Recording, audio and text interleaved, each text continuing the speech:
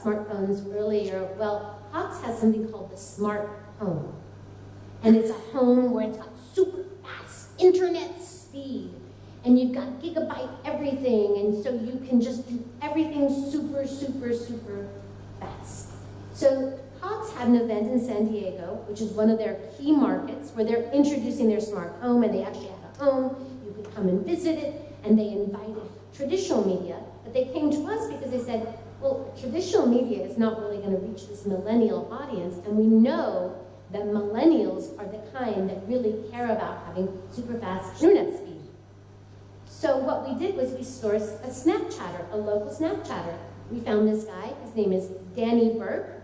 He's a pro surfer by day and a Snapchatter while pro surfing by day. And we asked Danny, we gave him a good story architecture. We told Danny what we'd like him to tell about Cox and the super gigabit home. And Danny created a series of Snapchat videos for us, which were available to his audiences. So I'm just going to show you a couple of these so you can get a sense of them.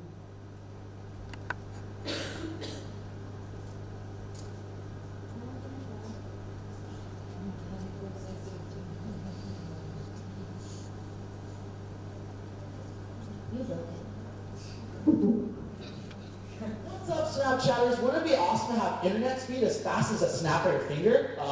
Yeah. Let's try it. Let's go surfing. You!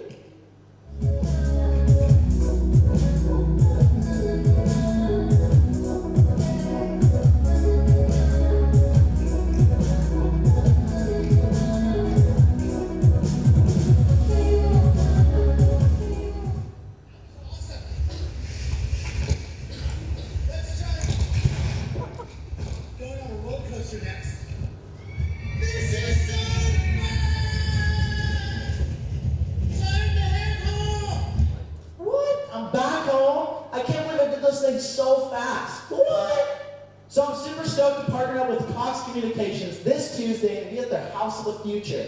And see how fast gigablast speed is. It's going to be as fast as me saying, signing off right now. So that just gives you a sense of the type of content that Danny created for us. He also then the next day spent the day in the Cox home, sharing his experience in the Cox home, and obviously a very targeted way of reaching that specific audience of San Diego. So am I making you sleepy? Have I talked too much, or should I keep telling stories? Good? Okay, you sure? Okay, good. So one last story I'm going to share with you, and it's an example of unique content that we did for our client Mattress Firm. It's not direct product review content, but it's content that creates a positive affiliation with the brand. So everybody knows, and this is the time of day we're going to start yawning, right? We decided to do a viral campaign with Mattress Firm where we encourage people to post pictures on Instagram of their infectious yawns. And it was called Pass the Yawn. And the idea behind this was that people would post their pictures of Pass the Yawn, tag Mattress Firm for a chance to win a mattress. So to really up entries into this contest, Mattress Firm had two audiences they wanted to reach, millennials and baby boomers. So we reached out to millennial and baby boomers and we asked them to post pictures of themselves yawning and encouraging their community to also pass the yawn. This was just a few-day campaign, but it was incredibly infectious. You saw your friend on Instagram posting a yawn, so of course you had to post a ridiculous long yawn. And all told, we used 20 different influencers. The numbers were great, the entries to the contest were great, and here is the actual contest winner.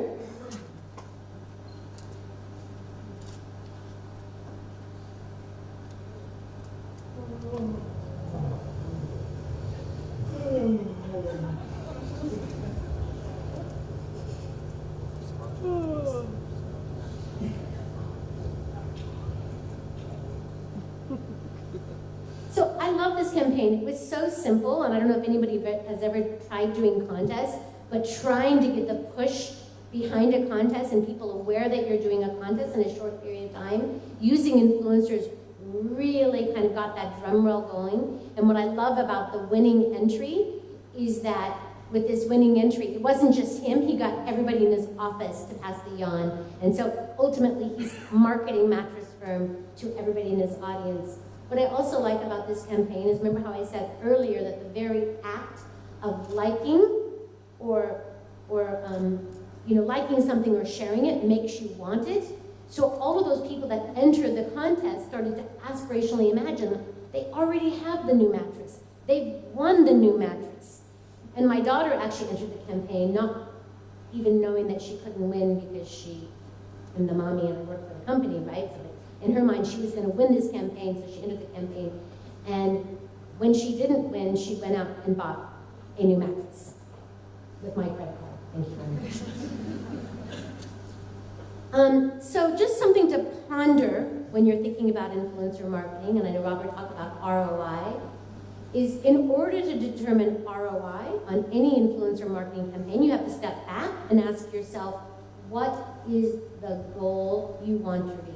I've given you 3 examples, and each one of those campaigns was very goal-driven, but a possible question you might ask is this influencer campaign designed to create a boost in sales? The Oshkosh campaign was. We had a trackable coupon, so we were able to show an ROI of boost in sales. It may be that the campaign is just about brand awareness.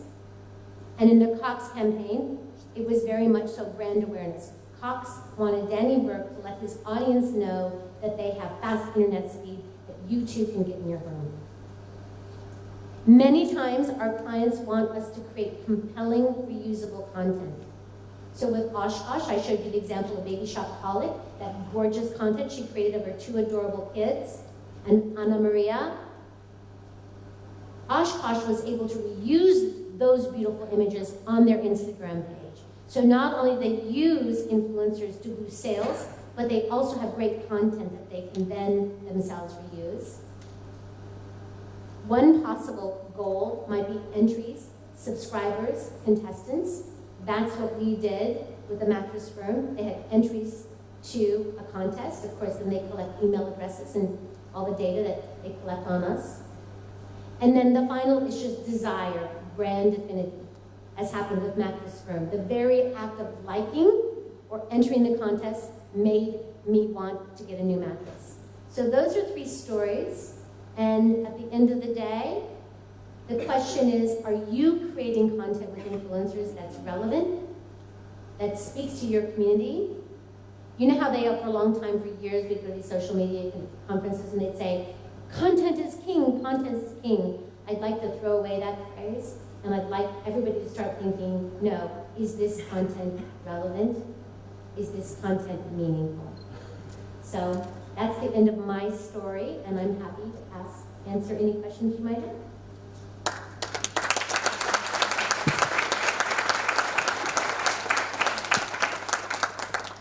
Right here in the front, the person whose smartphone I sold, and she was willing to give it away. If you're really willing to give it away, I'd like to have that, because I'm going to sell it on eBay.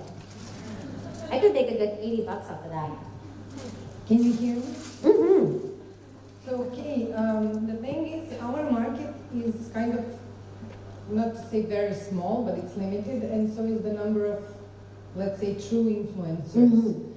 So what we are facing is the problem that every company that is trying to place their products within those influencers is targeting the same people. So I was wondering whether there is kind of wanted ratio between those natural posts and those posts that are sponsored that is desirable, because I guess above this ratio, the influencer becomes less credible. Absolutely. You actually, if you don't mind, I'm going to make 2 questions out of your 1 question. The first question is really that you have a very limited audience, so you're looking for a very niche community. And for me, in influencer marketing, the more niche the community, I say the better. Because it's really that targeted marketing you can do. Now, one thing I could say is the fact that you're in this emerging market is exciting. You can really help some of those influencers foster their growth. So, for example, I gave the example of Trina, Baby Shopaholic. I've been working with Trina on a variety of campaigns since she just started her blog. So in many ways, as brands, we can help these emerging influencers build their blogs. There's a guy who is an influencer for me right now. He's called The Points Guy. And he tells you how you can use your credit cards to get free hotel rooms. I read him all the time. I do everything he says. I got 3 credit cards in my wallet because I'm planning this big vacation. So he's the Points Guy. American Express really built this guy. They sponsored him, they helped him create his content. Now he's huge. Guess who he recommends today? Chase. It's a really funny thing. American Express built him up and kind of made him famous, and now he's big on Chase as a credit card. So your second question was the ratio of sponsored to non-sponsored content. I personally don't like reading blogs that are just sponsored content, because at the end of the day, you just feel like they're a shill for the brand. A good influencer is an influencer that are only going to take campaigns that they feel are natural to them, that they honestly love the product, and they're still going to create a good wealth of content that isn't sponsored. So in working with influencers, one of the first things we always ask is, what's your ratio of sponsored to non-sponsored content? When I look at a blog and it's just sponsored content, I'm turned off, so I know my community is going to be turned off. So I typically don't work with those kind of influencers. There's an exception to that. There is, in the States anywhere, there's a group of people that are called coupon bloggers, and all they do is provide coupons. So when I want to push a coupon out, I'll go to a coupon blogger, because I know people come to them for deals. But at the end of the day, most of the campaigns that we're doing are more rich in story. They aren't just sell. Did I answer your question? Thank you. And now can I have your phone, because you really didn't know. Only one question? Ah, there's another one here in the front. Here in Serbia, for example, we do collaborate a lot with bloggers, but on the other hand, there is this mistrust in the community. So how do you overcome this when, for example, you're hiring some blogger? So tell me what the mistrust is about, because I've been hearing a lot about that. Well, every time people see that something is sponsored story or that it's an ad, like we have to place this thing that it's an ad, a hashtag or something like that, they are immediately turned down. Like they don't like the content, they do not want to read it through. So I would just like to know how you overcome this. So one of the ways we overcome it is really working with the brand to make sure that the story that they're telling is rich content that the reader wants to get. So the Oshkosh campaign is a great campaign.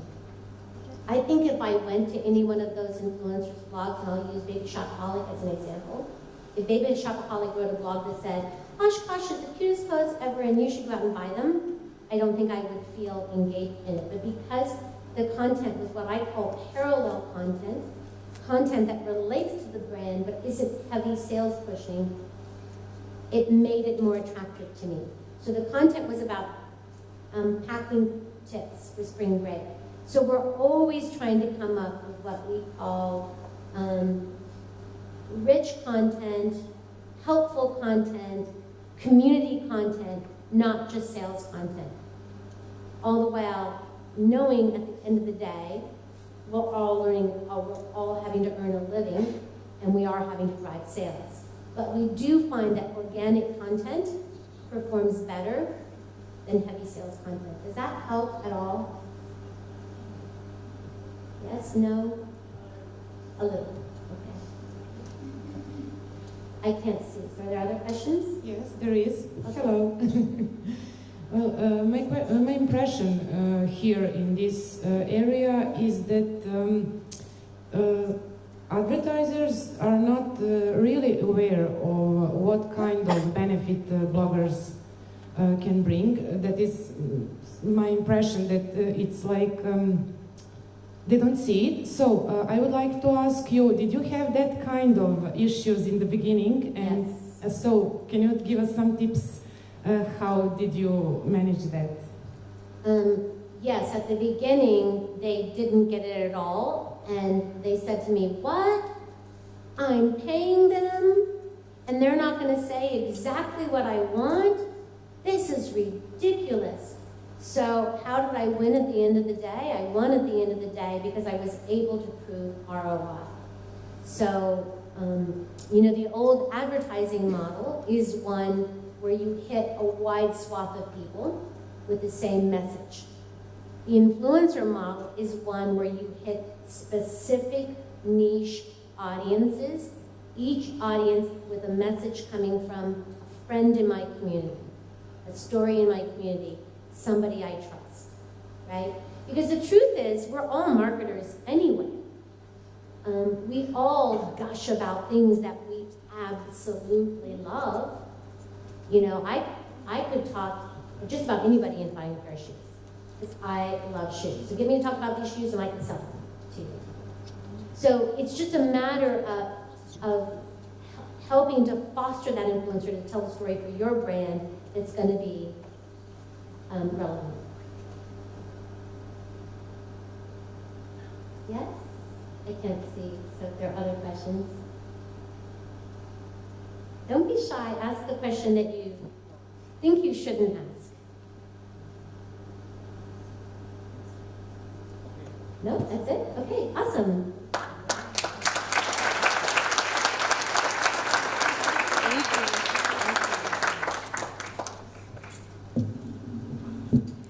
Thank you, Danica, for these amazing insights into influencer marketing. A da biste saznali kako stvari stoje kod nas, nakon pauze vas čeka panel sa našim influencerima Dragan Varagić, Milan Inić-Jasirštajn, Dunja Vujčić i Anastasija Đurić. Mala pauza i vidimo se za 15 minuta.